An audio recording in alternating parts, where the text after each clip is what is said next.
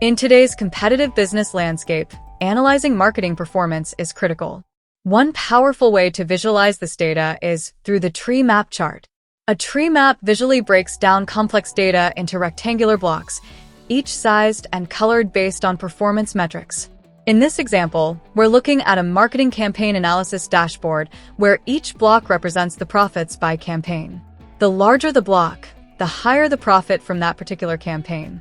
For instance, we can see that the Get Sporty campaign is leading with $188K in profit, followed by Spring into Summer with $150K, making it clear which campaigns are driving the most revenue.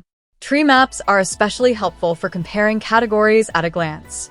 You can instantly spot which campaigns, product categories, or customer segments are performing well and which ones need attention. The intuitive layout allows you to drill down into specific areas for further analysis. Don't miss out on the opportunity to transform your marketing data into actionable insights. Your learning journey doesn't have to end here. Subscribe now and explore more.